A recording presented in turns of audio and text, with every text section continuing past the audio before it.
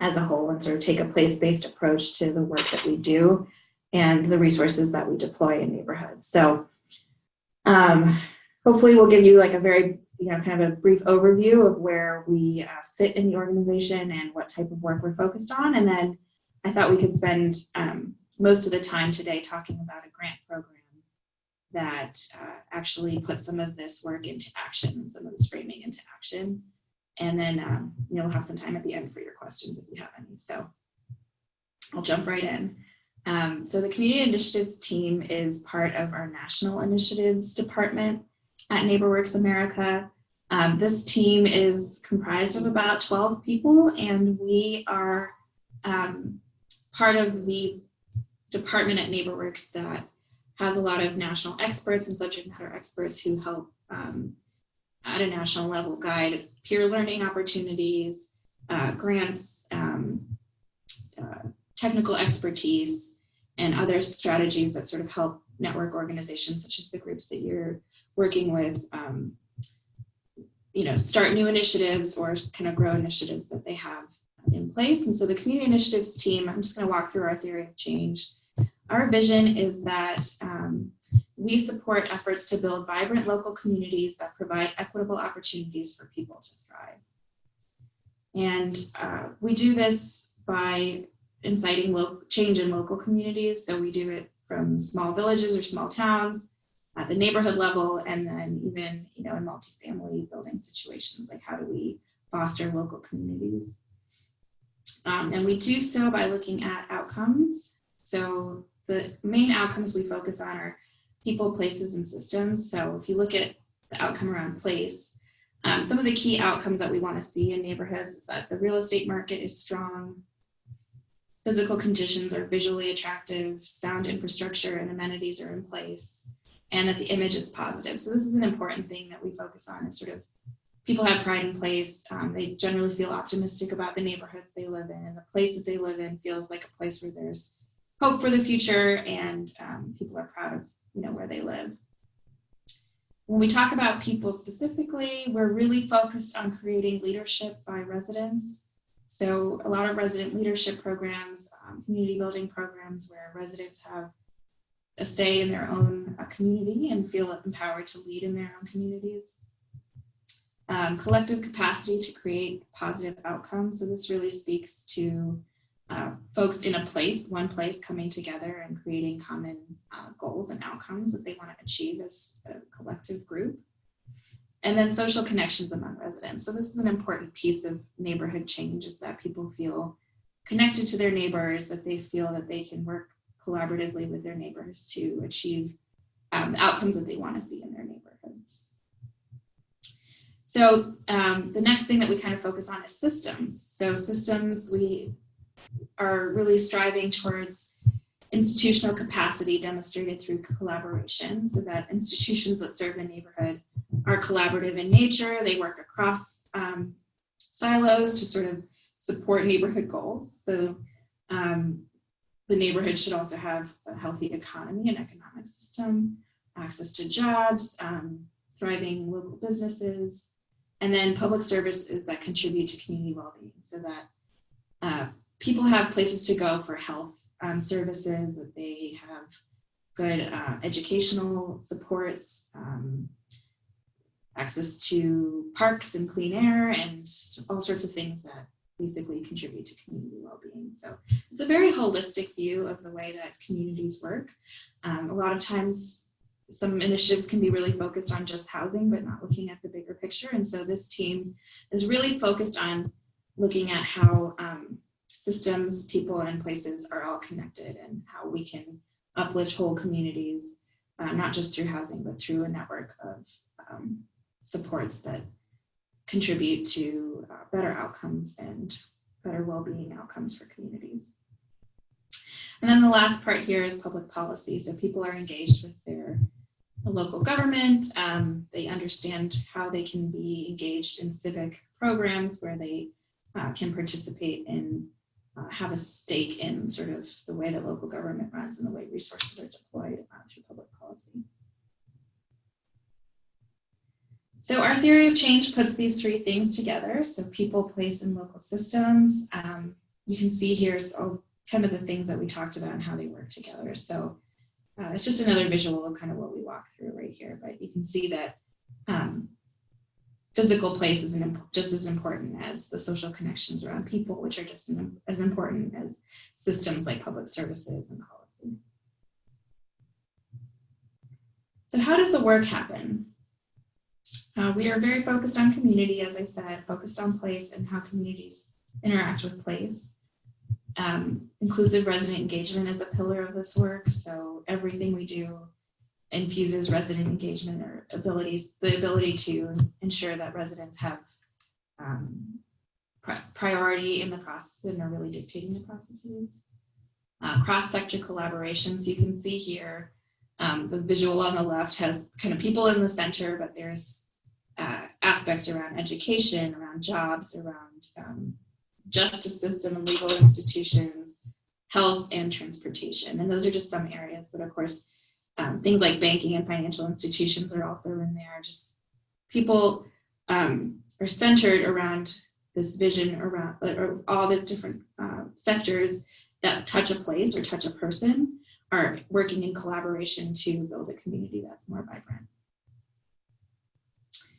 And the way that we approach this work is to layer strategies so that they can address the local conditions in a community, right? So here's an example of sort of how you layer strategies. So for example, here, the strategy is to create a neighborhood association in an area. And you can see that what that strives to do is to develop local leaders, to improve neighborhood images, to improve physical conditions, et cetera, et cetera. And then strategy number 2 would be affordable housing development, right? And so that's layered on top of sort of creating the first strategy, which is creating an association.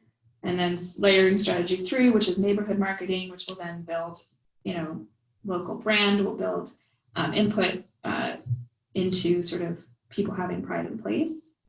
And then maybe you'll add a 4th strategy, which is around financial services to make sure people have access to loans or to other financial services that help them achieve their goals. So our vision is really that strategies get layered in order to achieve holistic comprehensive community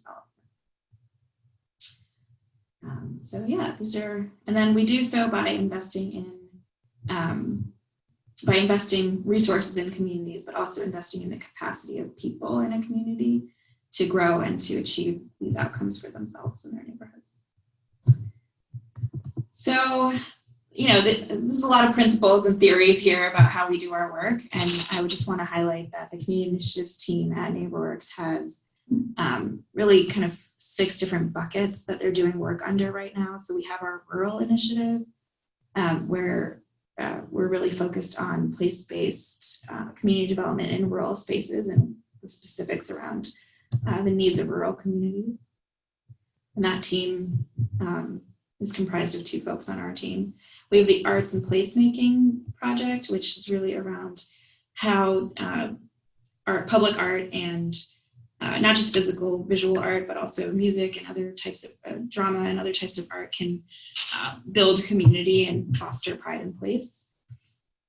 Community Stabilization, which is kind of all of these things, but specifically around neighborhoods that are distressed, most recently through the foreclosure crisis and the amount of devastation that caused in terms of destabilizing communities and taking away home ownership and stripping wealth from communities. So specifically intervening where there are stabilization issues.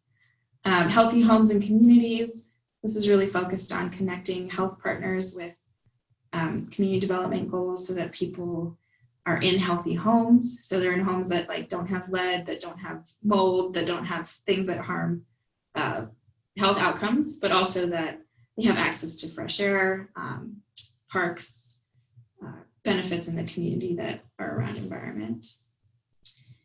And then we have our community building and engagement team, which is really focused on building community leaders and how you structure work to involve and engage all different types of community members. So inclusive and, diverse groups of people sitting at the table. And then finally, my program, the Shared Equity Housing Program, is a new program that is focused on how collective ownership and lasting affordability can be structured through things like someone mentioned community land trusts. But community land trusts, limited equity co-ops, resident-owned communities, other types of communities that come together and collectively own a piece of land or an investment in the community that then stays in that community. So I can answer more questions about that initiative if folks are interested. But this is really the type of work that community initiatives takes on. So in order to sort of illustrate all of that abstract and see it in action, I wanted to talk about a recent grant program called the Project Reinvest Neighborhoods Program. So Project Reinvest was a one-time $122 million settlement. After the foreclosure crisis, there were several large settlements that banks entered into with the US government to provide relief to communities that had been harmed by their practices during the foreclosure crisis, right? So this grant program was $122 million, as I said, and it was divided into 3 programs under Project Reinvest.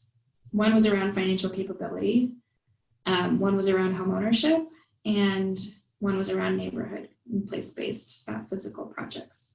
So the financial capability work really helped individuals and families with their financial goals, with counseling, credit repair, those sorts of things. The homeownership team was really focused on providing down payment assistance to low and moderate income people in neighborhoods that were harmed by the foreclosure crisis. And then our program, well, my program, which was the Neighborhoods program that I'm going to talk about today, was about multifaceted place-based physical improvement projects. And this was about 26% of the funding. So you can see it circled it there. That's what we're going to talk about today.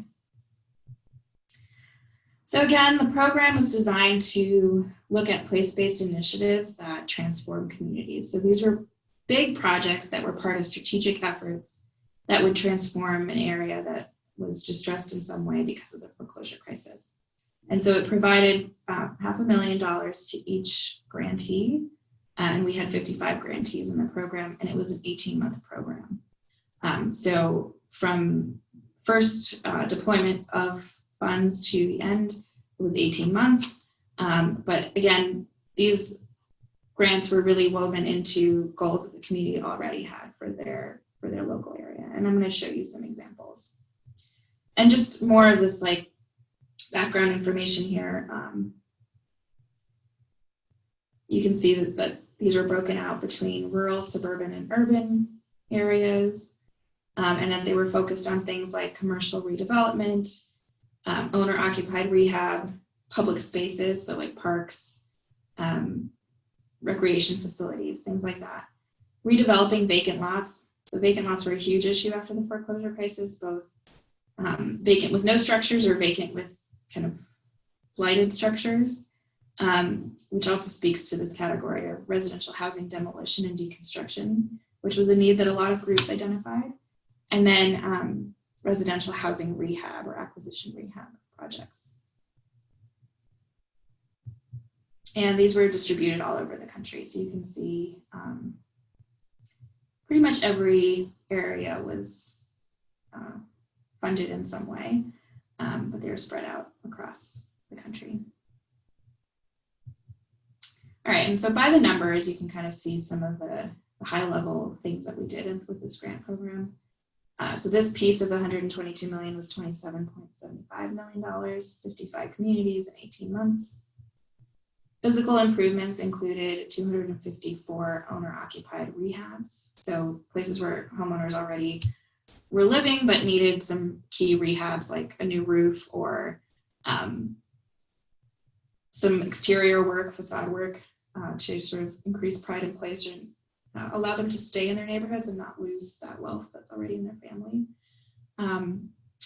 258 new affordable homes, 211 acquisition rehabs. So these were vacant homes that were acquired by a nonprofit grantee and rehabbed for affordable housing resale, or sometimes to be part of a community land trust or other type of affordable housing solution. And then 60 demolitions. And oftentimes these demolitions were then like new homes were built on the demolished property. In terms of commercial redevelopment, 306,000 square feet of commercial redevelopment. I think I did the math once, and that was like 13 football fields worth of square footage. So it was a big amount of commercial redevelopment. And then 38 commercial facade improvements, and I'll show you some examples of that. In terms of public spaces, 65 public blocks or lots were improved. A lot of times this was like building a park or cleaning up a landscape, an area that was not landscaped to then have landscaping and a long-term plan for maintaining it. 15 new parks and recreational facilities and 26 public art installations. And then in terms of broader activities, so if I didn't mention this already, I mean, our framework is really about both physical and about people and engaging residents. So part of the funding for this was allocated in an optional way so that grantees could put up to 30% of their grant funds or their $500,000 into doing work with residents to engage them around the projects, right, that they were undertaking. So our grantees hosted 135 community events. Over 1,000 residents were engaged in a substantial way, like through committees or other more formal engagement, or trained through like for job training or resident leadership. And then 116 residents received job training directly or actual jobs through these programs. So a lot of them employed local residents to do construction work or other type of work in the projects that were undertaken. And then lastly, I would just say, in terms of the numbers, that $279.6 million were leveraged on top of the funding that we put in, which comes out to about $10 per every $1 invested that was leveraged through for other funding to be raised. So these were large scale projects where our funding was, a piece of a bigger project, where our funding was like the first funding in the door many times, and then people were able to raise and leverage more money, more funding, or a lot of volunteer hours as well. All right, so the more interesting part, other than the numbers, is sort of getting at what people actually did with their funding. So I have a couple of examples. Someone here was from Montana, so this is an example from Montana. This is NeighborWorks Great Falls, which is in Great Falls, Montana. And what they did with their funding was they remediated a brownfield site and created 3 new affordable homes. They beautified the downtown district with an urban art project. And you can see here one of the murals that they created under that art project that has attracted so much attention in the local area. Like I went and visited, and people were like taking their prom photos in front of it, and like the across the street from this set of murals, there's a couple restaurants, and they've noticed a lot of great activity because of this art wall. And then they took an approach to sort of deter crime and address safety issues. And of course, they leveraged the $500,000 with an additional $374,000. So here's some examples of the murals. You can see how beautiful and vibrant they are. And there's probably about 6 total, but you can see lots of people, posing in front of them. This was an example. This was the brownfield site that was then created 3 affordable new homes. So you can see this was like a factory beforehand that was torn down and was sitting vacant, and now there are 3 affordable homes. And this is on a main thoroughfare through the city, so it was actually very impactful to have attractive housing on this thoroughfare. They also did a SubTED, crime prevention through environmental design process, where they put up banners on the street, did some work with the benches and public areas where there was some loitering, and just did some community-driven design to try to address some safety concerns. So you can see more of the visual stuff that they put into place. They also had these carts of folks who kind of bicycled around downtown and were downtown ambassadors to help folks feel safe in the community and ask questions and navigate. Here's another example. This is on the Cheyenne River Sioux Reservation. The Four Bands Community Fund is a native CDFI. So they created a new business incubator that now hosts 6 new businesses and has already created 11 new jobs. They hosted a marketing campaign called The Middle of Nowhere and Center of Everything in this predominantly rural area on a reservation, and leveraged over $800,000. So you can see here where they were still building this in October, but it was completed in November of last year. This is a new business incubator in the community. And this is some of the marketing that they created. And you can see here, this is like a newsletter that they put out, but you can see some of the food that the local businesses in the incubator provided, or like some of the businesses that were housed there, food businesses. And here's a story, I won't read it all, but basically it's an example of some of the folks who opened businesses in the business incubator. So one woman was running her business out of a food truck, and she didn't have heat and running water, which in the Dakotas is problematic. So she could only run her business part of the year. And now that she's moved into the business incubator, she has been able to expand her catering business, do some catering during cold months, and has obviously prevented her from having to lug water, and it's just made her business grow. So she's now been able to create 6 jobs through her business and sustain those jobs for the community. And this is just a quote from the grantee, basically talking about how it's difficult to receive investments in a small rural reservation community. The Project Reinvest investment was the only reason that they were able to build the incubator. The project was $1.3 million, and they were only able to secure $200,000 before we made our investment, and then that catalyzed them to be able to reach the full budget. So, we really see these big infusions of funds as really catalytic in nature. And I'll just say that this community had been brainstorming and organizing around this business incubator for over a decade. And so to finally see it happen was a big win for the community.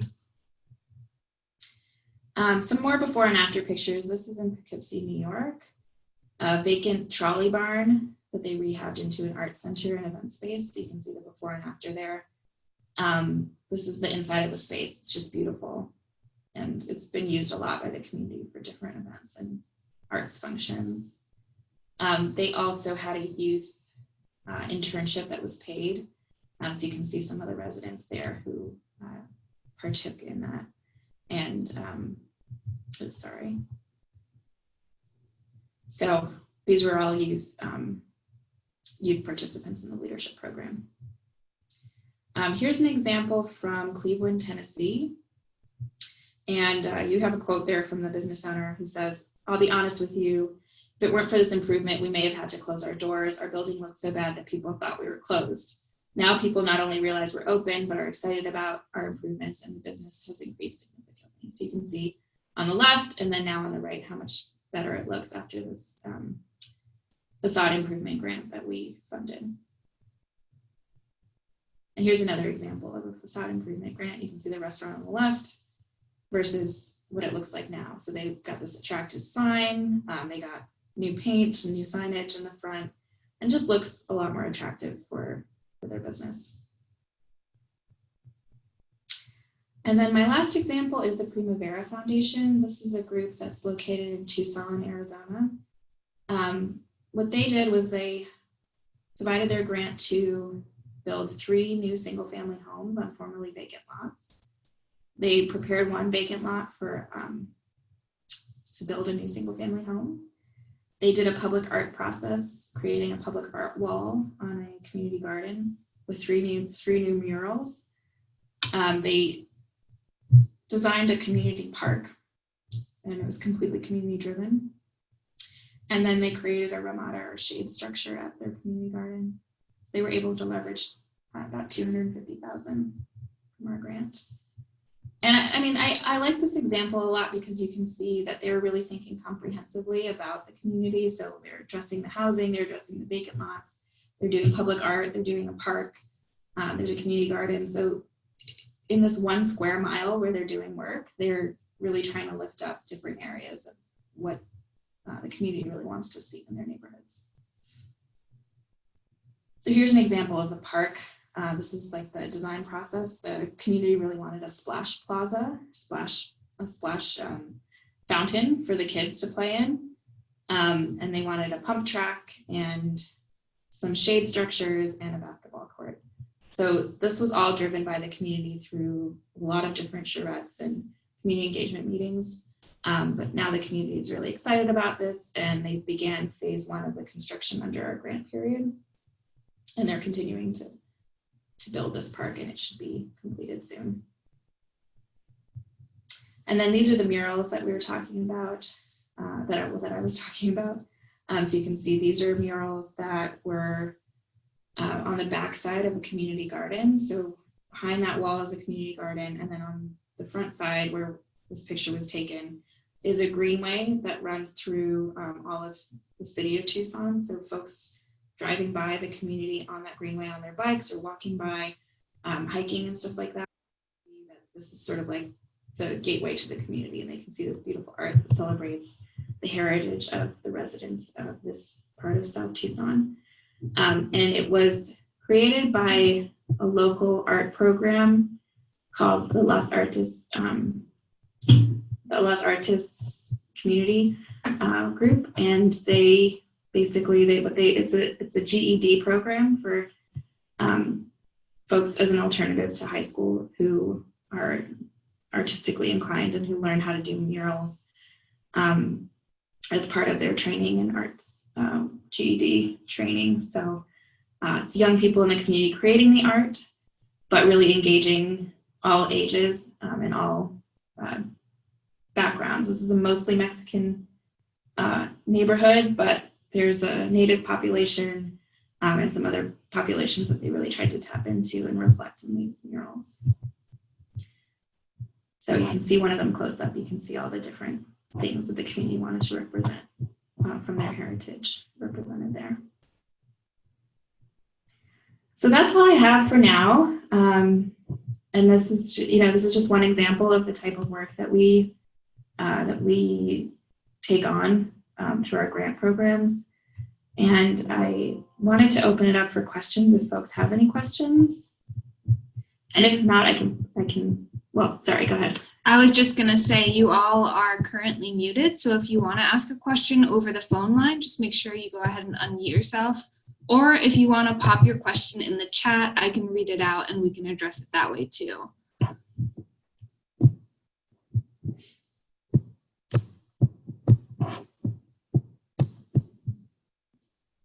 I'll also be sharing out a recording of this video so you can go through the slide deck again, and Shanti has offered to share her contact information. So this won't be your last chance to ask questions, but feel free to go ahead and do so if you have something in mind.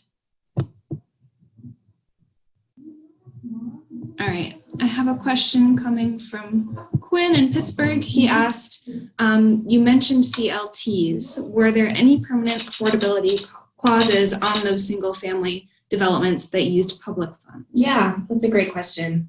And yeah, we have a lot of through this funding source in particular, there were several groups that chose to use the funding to acquire and rehab properties for their community land trusts. So at least 3 examples in New England come to mind who did bring them into an existing community land trust.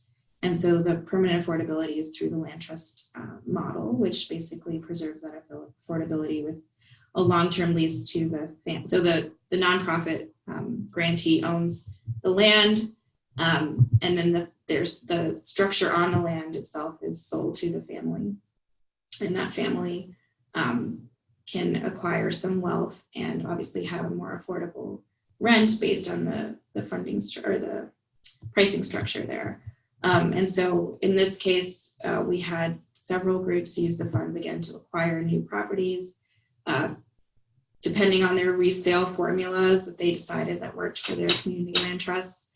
They did build in the permanent affordability for those single family units, and families are in there now and have, the ability to stay in those homes long term at an affordable rate until they decide they can pass them on to their family members, or to leave that property and potentially buy a conventional homeownership situation, retain some of the wealth that they built there, and then that affordable property would go to another family in the same community. So yes, we did have probably about 12 organizations approach their acquisition rehab with some sort of shared equity model. Nadia is asking, how do you evaluate success after you have finished the project? That's great. That's a great question.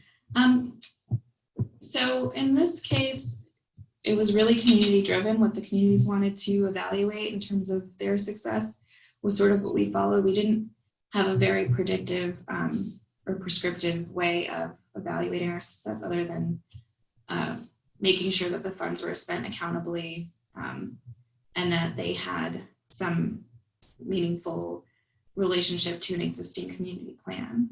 But we didn't, because of the timing of this program and it moving really quickly, we didn't do like an outcomes evaluation over time in terms of like what it did for the community over time. In some of our programs, we do really try to measure, or not try to measure, we do measure long-term outcomes in the neighborhood, but for this particular grant program, we didn't look at community level outcomes so much as just ensuring compliance with the spending. In many cases, some of the funding that was for broader community revitalization was used to do some sort of evaluation. So a lot of groups partnered with a local university or another nonprofit that was focused on success measures and outcomes in terms of like the effects on the real estate market, the effects on some community wealth outcomes and other things like that. But it wasn't built into this program, given the unique nature of this being a one-time fund, and then us being mandated by US government to sort of spend it in less than 2 years. Those were good questions. Yes, thank you. Any follow-up questions? I have a question. During the grant process, how were the applicants assessed in terms of their commitment to a community vision? So what kind of questions were asked around their plans to involve community members or community groups in that process? Yeah, so we did ask for existing community plans to be provided along with the application, and then written explanation of how this proposed project fit into the community plan that existed. Because of the short-term timing of these projects, most of the projects were already brainstormed by the community, already had some community buy-in. So we asked specifically, what community buy-in do you already have? And if they didn't already have it, they had to explain how they were going to engage community members. We did have milestones built into the reporting process too, so that they had to report out on community engagement, provide some sort of collateral like meeting agendas, notes, pictures of community events, that kind of stuff along the process. So, so it allowed for us to understand how the programs really were embedded in community vision, which is important. Yeah, thank you. Mm-hmm.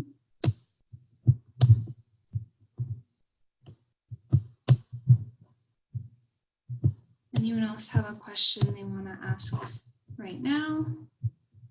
My microphone on? Oh, lovely. Oh, That's great. hi, Quinn. Hey, how's it going, everyone? Thank you so much for putting this together. I'm curious, was that settlement with the U.S. government, was Project Reinvest the sole program, or were there other programs? If you could just direct me to that settlement, that'd be super helpful. I'm interested in that. Yeah, so it was a settlement with Bank of America, and I believe that we were the only, and so we were named as the recipient of that settlement fund, and I believe we were the only program that was, or the only organization that was given funds through that particular settlement. It was a 2016 settlement with Bank of America. And I can find more information on that if you want, or maybe I could just find it right now and pull it up, possibly. But yeah, so basically, let me just stop this for a minute. So basically, we were named as the recipient of that funding directly, which is rare. But Project Reinvest was the only program that came out of that. And like I said, it was divided into 3 focus areas, one being these neighborhood projects, but the other 2 being financial capability and down payment assistance through the homeownership team.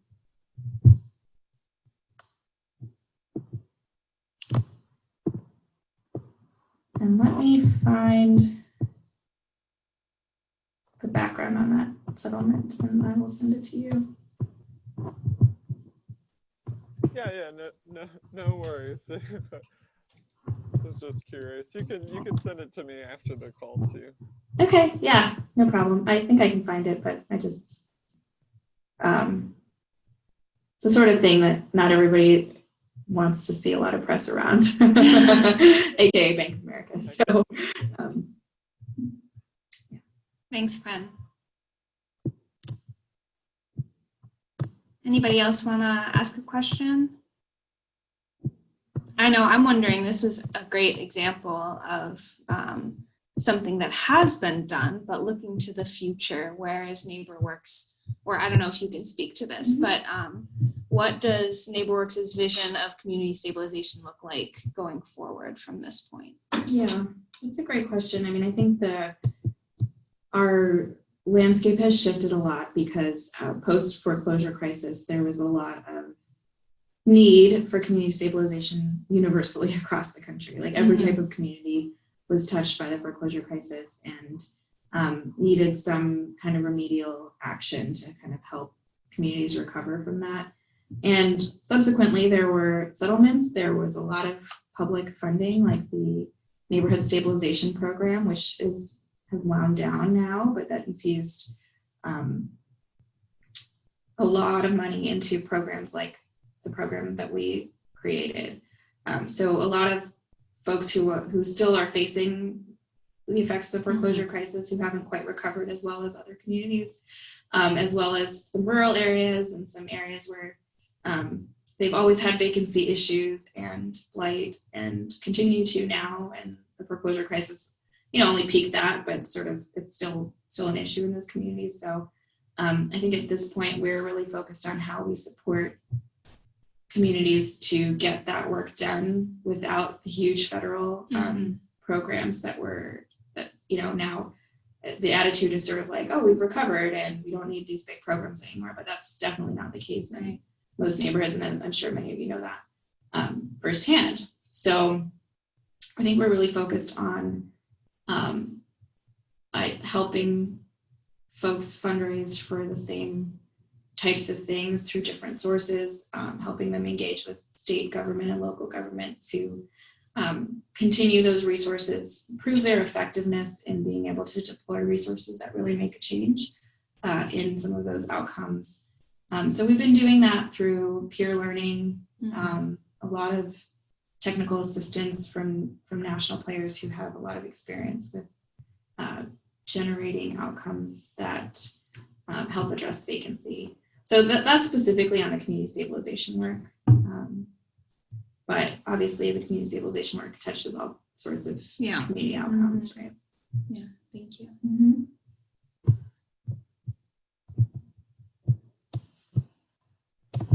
Sorry to be grilling you here, but I'm kind of piggybacking off of that.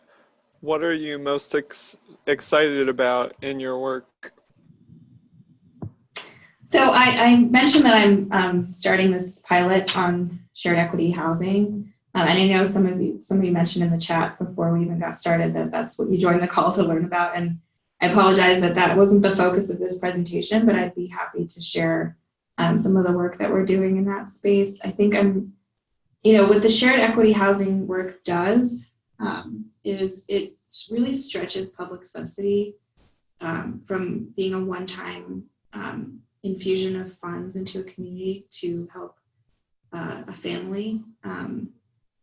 And what it does is it stretches that so that the investment stays in the community over time. And so it creates lasting affordability.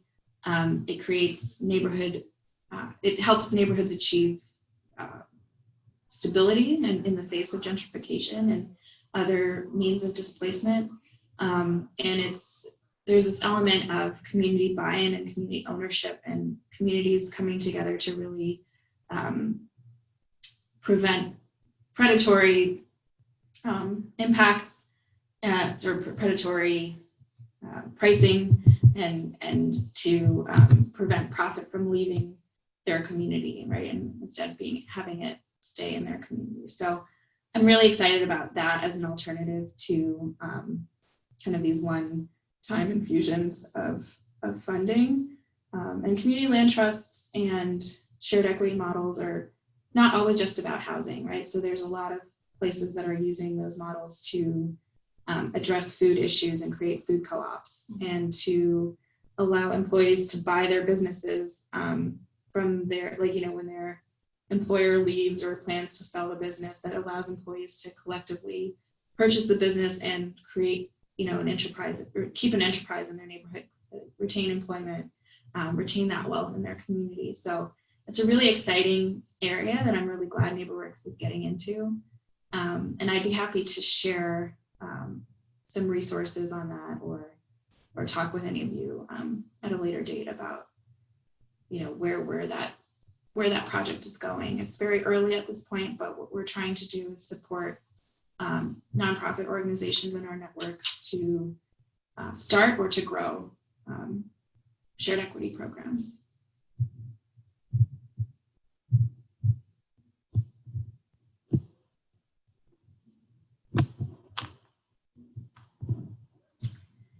And I might just add just another thing that I'm excited about. I think that, I kind of mentioned that like education and transportation and health outcomes and rural, like they're all kind of connected to the way that we think about housing and the way we think about community development. And I think there's a lot of opportunity for us to think about partnerships around education that we haven't, this organization, we haven't dove into that. But there's some emerging work with our health team right now that is doing two things. One, they're looking at early childhood outcomes and how that relates to neighborhoods.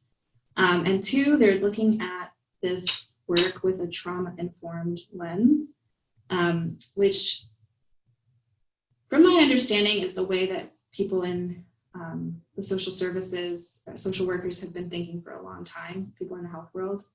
But I would say in the community development and housing world, it hasn't been a framework that we have used, but what the trauma-informed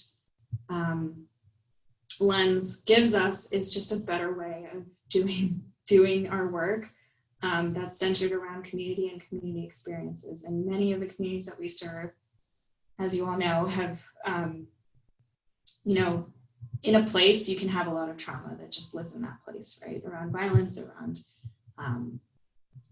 growing up in households with certain conditions that are, and the way that you interact with people to build community and to engage them in community development work has to be informed with acknowledging the space that they come from, right? So our team is actually really focused on understanding how trauma plays into community building work. And I think that's something that's long overdue, quite frankly, and that I'm really excited that we're working on. hope that answers your question.